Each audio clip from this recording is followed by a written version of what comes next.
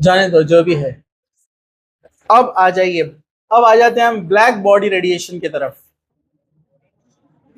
तो black body radiation ये actually क्या है? एक्चुअली बहुत सारे एक्सपेरिमेंट्स में ये पता चला कि कलर का बहुत इंपॉर्टेंस है वेव को एब्जॉर्ब करने के लिए। जैसे जो लाइट होती है, लाइट चाहे वो कैंडल की लाइट हो, कोई भी लाइट हो, हमको नजर क्यों आती है? उसकी वेव पड़ती है हमारी आंखों पर, वो रिफ्लेक्ट होकर वापस जाती है, तो वो हमको चीज नजर आती है। तो रोशनी, इब्न अल हैसम नाम सुना है आपने कभी? इब्न अल हैसम ये मुस्लिम साइंटिस्ट है, अरब साइंटिस्ट है। आज उसी की बदौलत दुनिया में सारी चीजें जो रिकॉर्डिंग वाली या देखने वाली चीजें हैं, व्यू, उसका पूरा क्रेडिट उसको जाता है कि कैमरा जो रिकॉर्डिंग कर रहा है, फोटो जो कैप्चर होती है, कलर्स जो नजर आते हैं, ये सब का बेस है इब्न हैसम का पिन होल कैमरा एक्सपेरिमेंट। आपने सुना होगा कि एक अंधेरे कमरे में छोटे से होल में से लाइट पास की जाती है और अंदर बनने वाला जो पिक्चर जो बाहर से है वो उसके उल्टा नजर आता है। ये एक्सपेरिमेंट स्कूल में या बचपन में भी आपने करे होंगे, लाइट का बल्ब खाली करके उसमें पानी भर के देखते थे। किए कि नहीं किए? नहीं, ये जनरेशन कुछ भी नहीं करती, जेन जी। हमने सारे एक्सपेरिमेंट स्कूल में करे हुए ही है, ठीक है। हमारे टीचर जो साइंस के थे वो एक्सपेरिमेंट करके बताते थे अपने को। हाँ, इतना बुरा मत मानो, जो है वो है, ठीक है। ठीक है, नाक टेढ़ी मत करो। इधर देखो। खैर, जाने दो।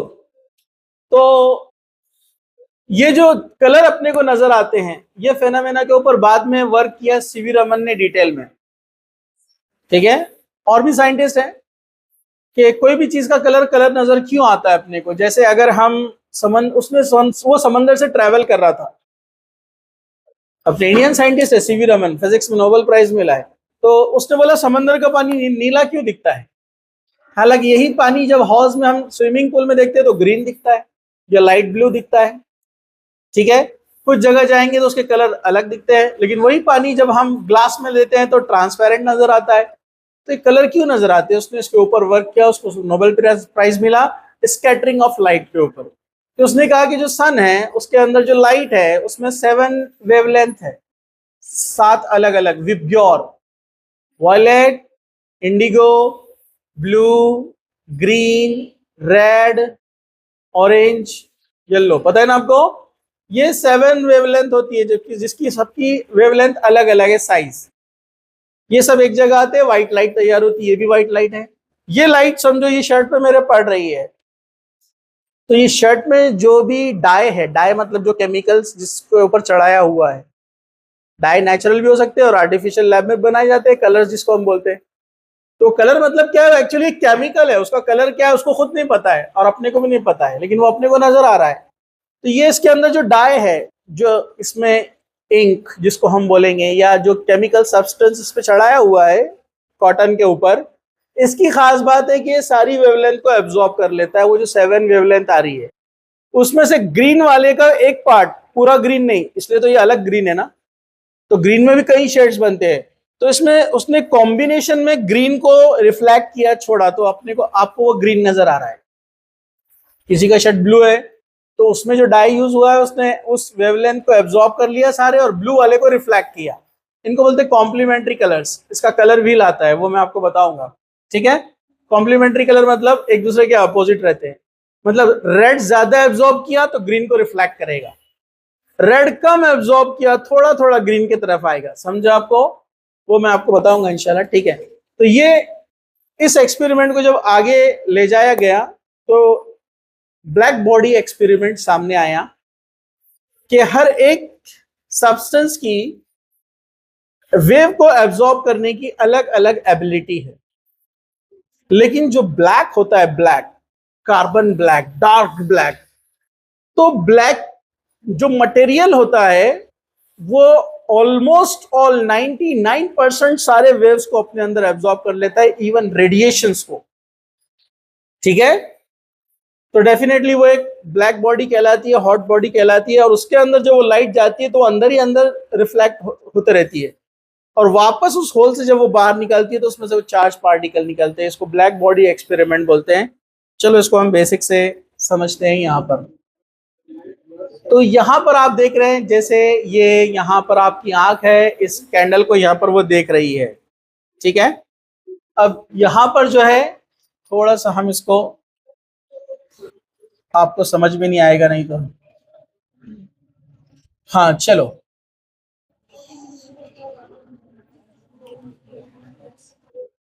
यस स्टैंड अप, पीछे चले जाओ जल्दी से।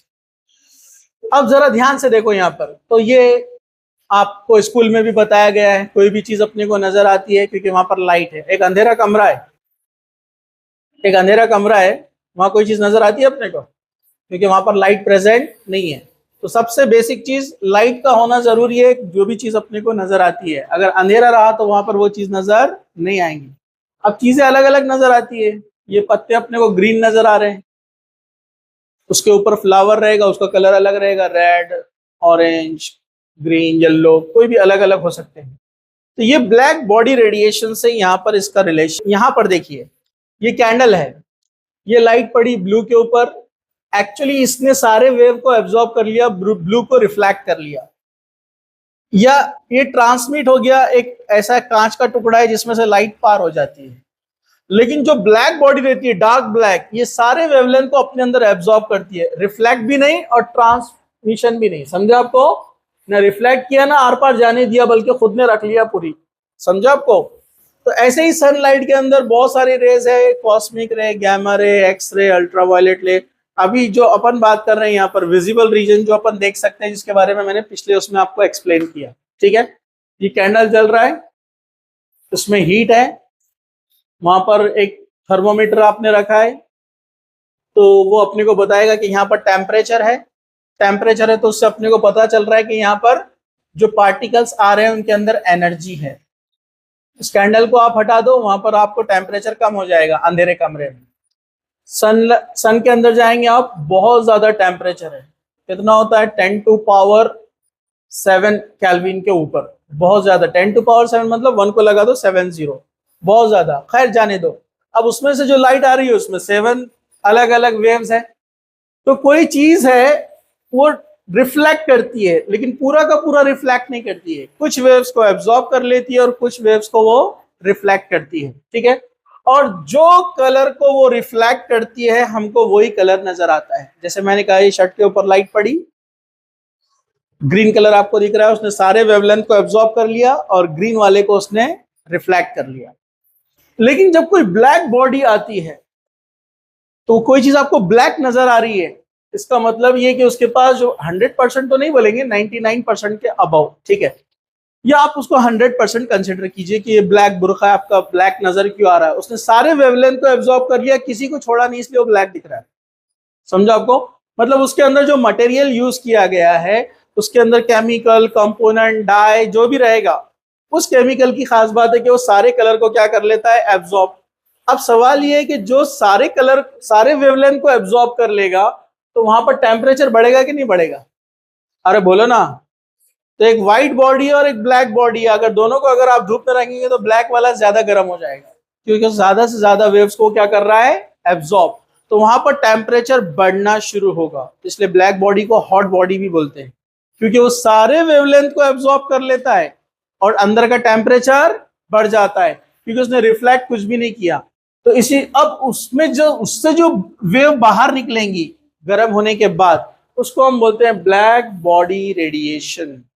ब्लैक बॉडी ने पूरे एब्जॉर्ब कर लिया, एब्जॉर्ब होने के बाद रिफ्लेक्ट नहीं किया, एब्जॉर्ब होने के बाद अब वहां से जो हीट वेव निकलेंगी, जो पार्टिकल निकलेंगे, उसको बोलते हैं ब्लैक बॉडी रेडिएशन, जिसका टेम्परेचर बहुत ज्यादा हो जाता है, ठीक है। इसलिए गर्मी के दिनों में हम बोलते हैं कि ब्लैक कपड़े मत पहनो, व्हाइट पहनो, क्योंकि व्हाइट क्या करता है, ऑलमोस्ट रिफ्लेक्ट कर देता है, सबको रिफ्लेक्ट कर देता है, इसलिए कलर ही नजर नहीं आता, व्हाइट दिखता है। समझा आपको? तो उसी को एक्सप्लेन करने के लिए उन्होंने एक ऐसा एक इंस्ट्रूमेंट तैयार किया जो सब तरफ से कवर है और अंदर ब्लैक कोटिंग कर दी, ताकि वो वेव्स को एब्जॉर्ब कर रहे। रेडिएशन उस पर मारी गई, ऑलमोस्ट रेडिएशन को उसने एब्जॉर्ब कर लिया, और उसके बाद जो उसने ब्लैक रेडिएशन यानी ब्लैक बॉडी रेडिएशन को रिफ्लेक्ट किया, वो भी अंदर के अंदर घूम रही है पूरी की पूरी। समझा आपको? एक तो अंदर ब्लैक कोटिंग है जो रेडिएशन आपने बाहर से मारा है, जो लाइट अंदर गई है, वो तो उस मटेरियल ने पूरा एब्जॉर्ब कर लिया। एब्जॉर्ब होने के बाद जो ब्लैक बॉडी रेडिएशन उससे निकली है, वो भी वहीं का वहीं घूम रही है ना, क्योंकि उसने उसको पूरी तरफ से कवर कर लिया। और उसके लिए उसने यहाँ पर आपके सामने एक ग्राफ तैयार किया। इसको ब्लैक बॉडी रेडिएशन कर्व कहते हैं, जो क्लासिकल मैकेनिक का यहाँ पर जो है बेस है। ये इंपॉर्टेंट है, आगे जो आने वाला पॉइंट है उसके रिलेशन में ये रहने वाला है, इसलिए जरा इसको ध्यान से देखिए आप। इसको हम आगे चलकर एक्सप्लेन करेंगे। ये ग्राफ क्या बताता है, पहले मैं आपको वो बता देता हूँ। ओके,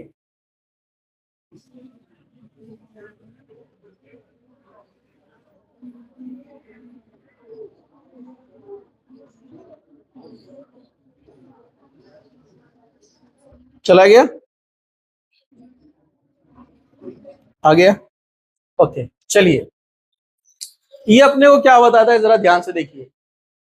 रेडिएशन इंटेंसिटी, जो रेडिएशन है उनका इंटेंसिटी कितना है अलग अलग टेम्परेचर पर। बड़ा मुश्किल है, ठीक है। इमाम इब्न तैमिया बोलते हैं दुनिया में 4 किस्म के लोग होते हैं, 4 किस्म के। एक वो होते हैं जिनको हक और बातिल दोनों पता होता है, ये मुसलमानों के लिए है, मुसलमान लोगों के लिए, ठीक है।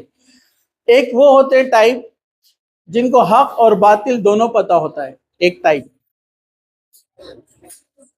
कहा कि ये सही मजा ले पाते हैं इस्लाम का, क्योंकि उनको पता है कि अच्छाई अच्छाई क्यों है और बुराई बुराई क्यों है। दूसरे कहते हैं, दूसरा जो टाइप है, इनको हक पता होता है, बातिल पता नहीं होता है। हक मालूम होता है कि इस्लाम ट्रुथ है, लेकिन जो बातिल है, जो गलत है, वो गलत क्यों उनको नहीं मालूम है। इन लोगों के ज्यादा चांसेस है गलत रास्ते की तरफ जाने की, क्योंकि उनको गलत मालूम ही नहीं है ना। तो जब वो काम करने जाएंगे उनको मालूम ही नहीं है गलत है। ये और बात है कि इस्लाम जब पूरा पढ़ेंगे तो सही गलत पता चल जाता है, लेकिन गलत मालूम ही नहीं किया तो हाई चांसेस है ना उस गलत चीज की तरफ जाने के लिए। तीसरे वो कहते हैं, एक ऐसे टाइप के हैं जिनको गलत मालूम है, ना हक मालूम है, हक नहीं मालूम, इस्लाम नहीं मालूम है। तो ये ऊपर वालों का काम है कि इन तक पहुंचाए उसको, इस्लाम को, हक बताए उनको।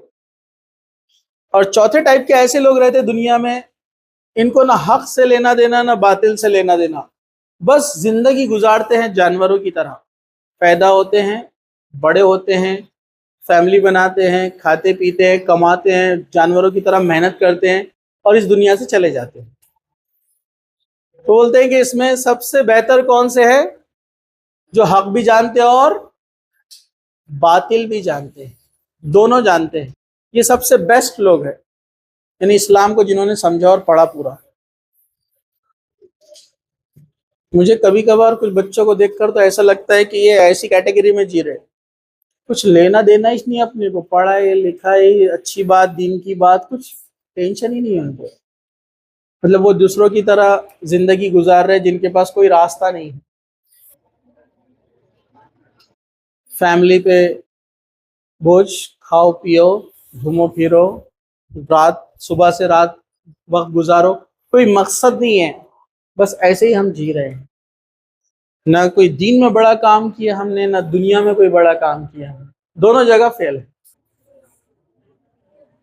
तो ये ऐसा मत किए। इमाम इब्न तैमिया बोलते हैं सबसे वर्स्ट लोग ये है, कोई पर्पज ही नहीं है उनके पास। तो थोड़ा सा सोचिए, मेहनत क्यों करते हैं, क्या उसका रीजन है। वक्त हो गया, इसके आने वाले जो ग्राफ का एक्सप्लेनेशन मैं भी शॉर्ट में देने वाला था, लेकिन आप लोगों की हालत देखकर मैं रुक गया।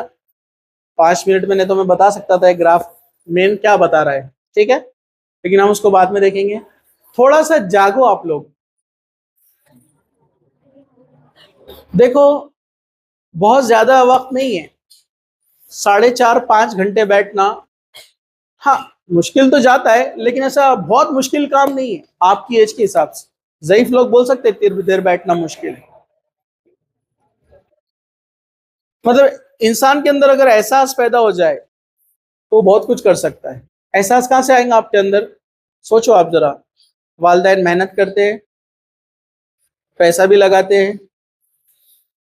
कुछ होप करते हैं कि बच्चा कुछ करेगा, बच्ची कुछ करेगी, इस नियत से वो आपको खाना टाइम पर तैयार रखते हैं कि बच्चे को जाना है ट्यूशन, कॉलेज, स्कूल, जो भी है। आने के बाद खाना रेडी है, आपको मेहनत नहीं करना है। आज से कुछ साल पहले जाएंगे तो इतना नहीं होता था, पेरेंट्स बहुत मुश्किल था। और अभी भी वेस्ट में आप जाएंगे, वहाँ स्कूल एजुकेशन कंपलसरी है 10 तक। उसके बाद पेरेंट्स बच्चों को छोड़ देते हैं, पढ़ना है तो खुद कमाओ खुद खाओ। बहुत रेयरली पेरेंट्स सपोर्ट करते हैं, रेयरली। तो जितने भी बड़े बड़े साइंटिस्ट ये वो दिखेंगे आपको, आप इनकी लाइफ पढ़िए, पार्ट टाइम जॉब करते थे पढ़ाई करते करते।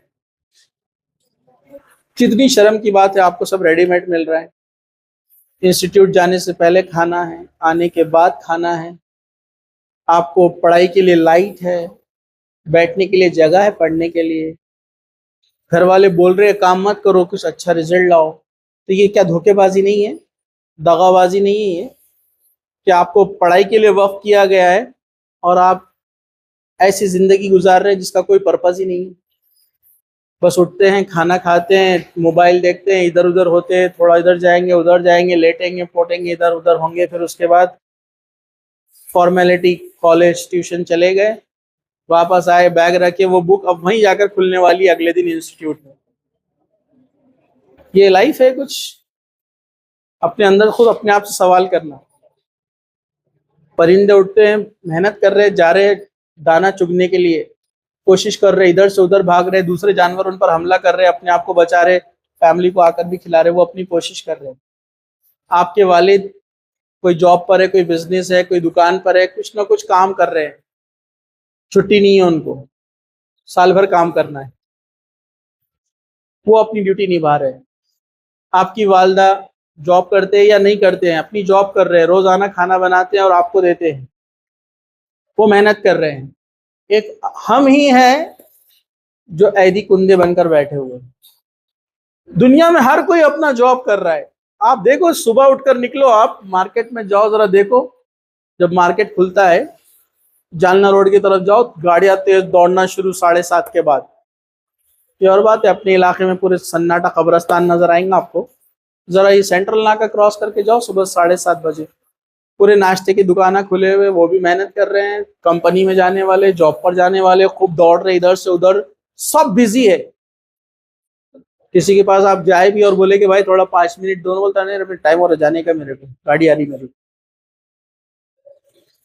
तो आप ऐसे कैसे हो गए जिसके बारे में इल्म को सबसे ऊपर रखा गया, जिस किताब में, जिस किताब को आप रमजान में पूरी पढ़ते हैं, इमाम के पीछे पूरी पढ़ते हैं, आप जो है उस किताब को रोजाना भी पढ़ते हैं, जुमा के खुतबे सुनते हैं। आप ऐसी कौम है कि आपको हर हफ्ते स्पिरिचुअल गाइडेंस मिल रहा है इल्म के बारे में। मतलब ऐसा नहीं कि ऑप्शनल, आपका दीन ही बोलता है आपको पढ़ना है, इल्म हासिल करना है। फिर ऐसी सुस्ती आप में कहां से आ गई कि कुछ नहीं करने का इरादा है? आपने तो दूसरी कौमों से 10 कदम आगे होना चाहिए था, क्योंकि उनके पास तो गाइडेंस नहीं था, किताब तो नहीं बोलती ना। बहुत सारे ऐसे धार्मिक किताबें हैं जो औरतों को पढ़ने के बारे में नहीं बोलते, लेकिन वो पढ़ रहे हैं। कुछ खास किस्म की कास्ट को भी पढ़ने के लिए नहीं बोलते वो, लेकिन फिर भी वो पढ़ रही है कास्ट। आपका तो मजहब ही बोलता पढ़ो, इल्म हासिल करो, कोई लिमिट नहीं है, मरने तक पढ़ो। इल्म की अहमियत है कुरान में और हदीस के अंदर, लेकिन ये कौम नहीं पढ़ रही है। कैसे चक्कर में पड़ गए? फिर आप कैसे बोल सकते हैं कि हम शैतान के बहकावे में नहीं आए? जो किताब दिन रात बोल रही पढ़ो पढ़ो पढ़ो, जिसकी पहली आयत ही इक़रा है, पढ़ो अपने रब के नाम से, लेकिन हम नहीं पढ़ रहे हैं। सुस्ती इतनी छाई हुई है कि 1 घंटा लेक्चर में बैठे तो ऐसे टेढ़े मुंह करके बैठते हैं। कितनी शर्म की बात है, कितनी अफसोस की बात है, बहुत बुरी बात।